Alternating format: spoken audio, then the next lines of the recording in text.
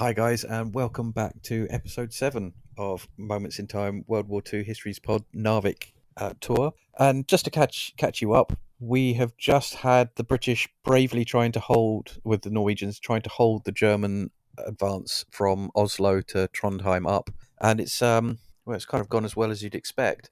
But it's not over yet. If you remember, the British were taking quite heavy losses, and so the Green Howard Battalion, which had so far been in the rear, had been setting up defences at Kyoram. General Paget, in charge, has ordered them to hold this area, which is near Donbass, which, if you've been on our Patreon, will know that it was overrun by a group of German paratroopers who stole a taxi and caused havoc for 3 or 4 days. They've also been digging extra defences on either side of the main road, and they're hoping to hold the Germans yet again, but this time for at least 48 hours. On the 27th of April at Kurem, the Germans attack at 8:15 in the morning. They precursor the attack with a sweep of machine guns and mortar fire. They sweep the British positions. Then, as before, the tanks approach to support the infantry assaults. The British do attempt to counterattack on several occasions, but it's proving fairly fruitless, and by 11 p.m. they're withdrawing yet again to Ota. This is being held by so the 1st Battalion of the Yorks and Lanks have suffered quite heavily in the previous battles. They're now down to 13 officers and 300 men, so the Green Howards are rotated to the front. And on the 28th of April, at first light, the Luftwaffe turn up. They attack the British positions, and then the Germans' main force arrive at 10:30 a.m. in the morning. The British, again, fight bravely. They take out 3 panzers, but again, they're unable to push through the Germans, and the Germans start to attack the British flanks and try to split the fire. And eventually, British command realise they can't hold it, and at 10 p.m. they're withdrawing again. On the upside, the main German force doesn't pursue them. In the previous days, they've kept coming, but they as well have taken a moment to catch their breath, gather their forces, and then prepare for the next step, which gives the British a chance to do something else. That is correct. They do. You are probably already guessing, our listeners, is that at this point we're going to talk about evacuation. As you have probably just heard, and as we've been kind of pointing to it the last several episodes, it turns out that the plan to take Trondheim is now impossible. The main German thrust from the south was unstoppable, particularly with its forces that they had available to them, and of course the Luftwaffe. And they were able to continue to hold up their aerial superiority. And as we know throughout the war, not just here in Norway, but in general in World War II, you have to hold the skies. If you've got the skies, then you're going to be available. Your forces on the ground are going to be pretty successful. Now, although both Hammer and Sickle Force acted independently, they still needed each other in order to be able to conquer Trondheim. You really couldn't get this accomplished with one or the other. And if one of them is forced to withdraw, then basically the other would have to do so as well. It's kind of they go hand in hand. They can't be truly independent in that nature, because if you've got one that has to fall back, the other one has to, because they're working off of each other's forces. General Massey, who is still in Britain, had a man on the spot in Andalays in the form of Brigadier Hogg, and it's his opinion that they would need to withdraw by mid-May at the latest. Now, on the 28th of April, Paget goes to see the Norwegian commander-in-chief, Rouge, who protests, and rightly so, that the British cannot abandon them, and refuses to accept the decision being made by the British to evacuate.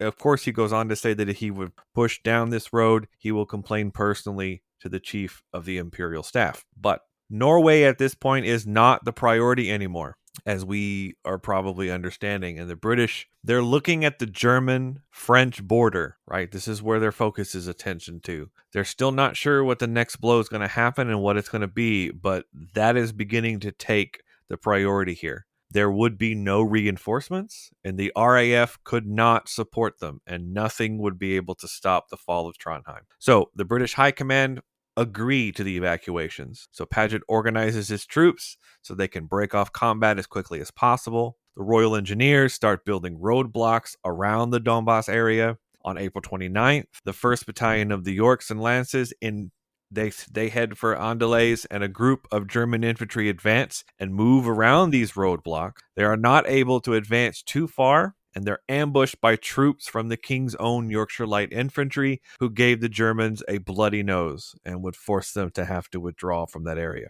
Now, at the same time, the cruiser HMS Glasgow takes on the Norwegian king, crown prince, some of the gold bullion, and some of the government's key ministers to evacuate them, which leads us to another evacuation. Isn't that right, Alina? It does, and I get the shortest one of all, which is the Andelys evacuation, which happens on the 30th of April, where the Royal Navy arrive at Andelys with 4 cruisers and 4 destroyers.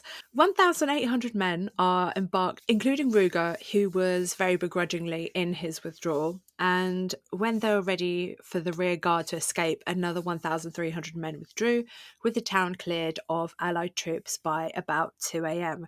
Which brings us to the next evacuation, Chris, doesn't it? Yeah, on the 27th of April, Brigadier Carlton de Wyatt receives the order to evacuate from Namsos, and the town, as we've heard in previous sound bites, has been very heavily attacked by the Luftwaffe. There's not much of it left, and during this time, the sloop HMS Bittern is lost in the waters and capsizes. But there's a Victoria Cross awarded, and I'm going to read the citation for Lieutenant Stannard of the Royal Navy Reserve for his Victoria Cross, because it's quite spectacular.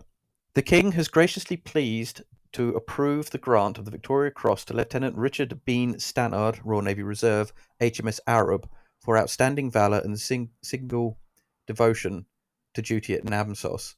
When the enemy bombing attacks had set fire to many tons of hand grenades on the Namsos wharf, with no shore water supply available, Lieutenant Stannard ran HMS Arab's bows against the wharf and held her there, sending all but 2 of his crew aft. He then endeavoured for 2 hours to extinguish the fire with hoses from the forecastle. He persisted in this work till he had to give up the attempt and as hopeless. But that's not all. He keeps going. After helping other ships against air attacks, he placed his own damaged vessel under shelter of a cliff, landed his crew and those of 2 other trawlers, and established an armed camp. Here, those off duty could rest while he attacked enemy aircraft, which approached by day, and kept anti-submarine watch during the night. When another trawler nearby was hit and set on fire by a bomb, he, with 2 others, boarded Arab and moved her 100 yards before the other vessel blew up. Finally, when leaving the fjord, he was attacked by a German bomber, which ordered him to steer east or be sunk. He held on his course, reserved his fire till the enemy was within 800 yards, and then brought the aircraft down. Throughout a period of 5 days, Arab was subjected to 31 bombing attacks, and the camp and Lewis gun positions ashore were repeatedly machine gunned and bombed, yet the defensive position was so well planned that only 1 man was wounded. Lieutenant Stannard ultimately brought his damaged ship back to the English port. His continuous gallantry in the presence of the enemy was magnificent, and his enterprise and resources not only caused losses to the Germans, but saved his ship and many lives. I mean, that's just phenomenal, isn't it? Indeed. Very much so. I just love the idea of there's a load of explosives there, we'll just ram a ship at it and then fire, try and hose it down from here. He's a total utter badass. I mean, we could turn it into a Hollywood film, really, at the end of the day. Oh, there you go. Yeah. Note to anybody that's listening that is a Hollywood film director or any writers, do something on Narvik, maybe. Hint, hint. Yes, and get us to come and do the research. Well, I wasn't going to push it that far, but hey, you started it now. So, the first attempt to withdrawal was on the night of the 1st and 2nd of May. This had to be scrubbed due to heavy fog. The second attempt begins on the night of the 2nd to 3rd of May, with the Royal Navy keeping its larger ships off the coast and sending the smaller ships in. This is because of sort of space to manoeuvre. If you get a cruiser in a fjord and it can't move, the Luftwaffe will just sink it. So they're trying to keep them off. The ports had a certain amount of chaos going in, as you can understand, with everyone trying to get out and organise equipment. And we have the testimony of Edward Ruffman, who is an anti-aircraft gunner, and he kind of demonstrates what was going on. The French admiral was getting terribly excited, ordering us to come aboard quickly. He wanted to be off. Everyone else had gone, and we were the last ship out of Namsos. I suddenly heard my battery commander's voice. "Drop the bloody things, Ruffy, and come aboard." So we put the guns over the side, between the ship and the dock. What else could I do? The Germans could pull them out the next day. We sailed, and sure enough, because they knew we were going to evacuate, the dive bombers started straight away, and we had 5 hours of it. Well, for 3 hours, they aimed at the troopers, and nearly missed us over and over again. I was soaked on the deck, bomb explosions alongside walls of water, but they didn't hit either of the 2 troopers, and they started concentrating on the escorts, and they sank 2 destroyers, 1 British and 1 French. I remember seeing chaps swimming in the water and oil. We ploughed on and reached Scapa without further incident. After 5 hours, they couldn't reach us.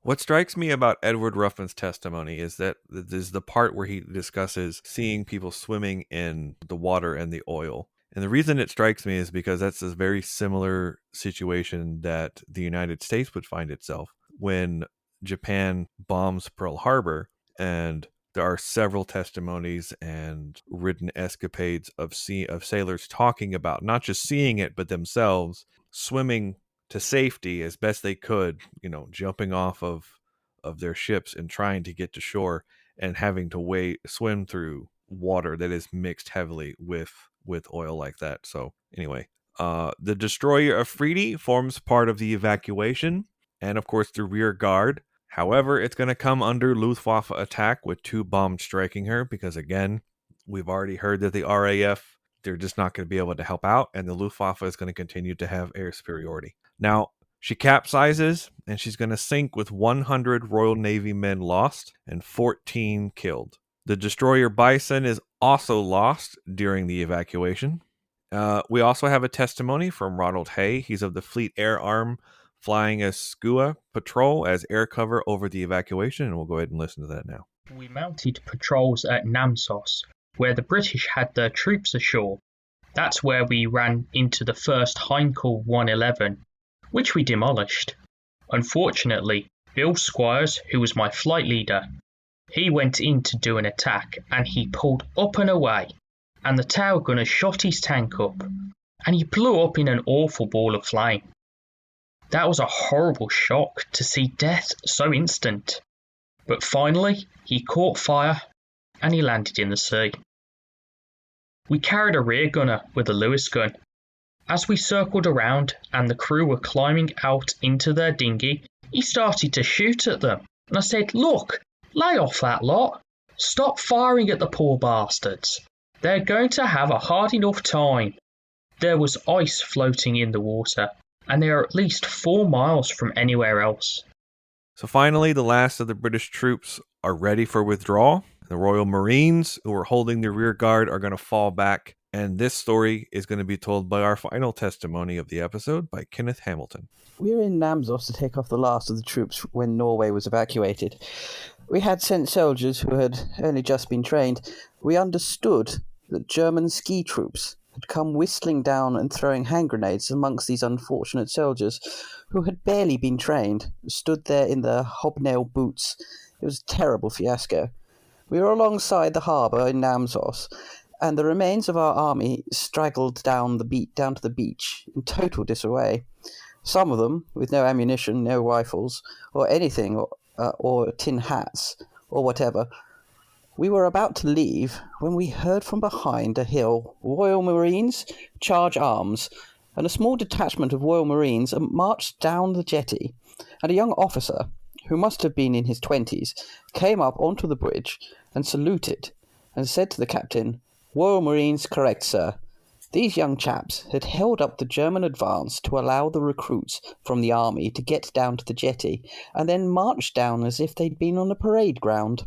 So to wrap things up a little bit here before Chris sends us on our way, the Norwegians to the south of Trondheim are going to surrender on the 3rd of May at 5 a.m., whereas those to the north of Trondheim, they're going to surrender at 2 p.m. on the 4th of May. Now, in this entire situation, the British forces are going to lose 1,402 killed or captured from Sickle Force and 130 from Morris Force. The evacuation and the mismanagement of the campaign would lead to a very massive parliamentary debate, which would then lead to the collapse of Chamberlain's premiership, which, as an American, I guess I never really thought that would be it, if you know what I'm saying, Chris. Yeah. Like it's very, or even Alina, not to exclude you from this, but I don't know, I just think it strikes me as like, wait, this was part of the reason. It's not all of the other things that happened before.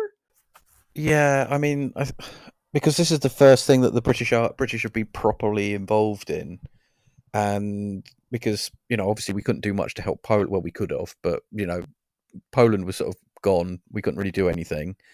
There's not been any fighting on the Western Front, but I mean, like we've seen over the last few weeks, the whole planning of this escapade into Norway has been one mess up after another. It's just been so poorly carried out by the army and the air force, and so questions are being asked. If you can't handle what's going on in Norway, what are we going to do if they invade France? Which we'll find out in a week. This is true too. But it seems.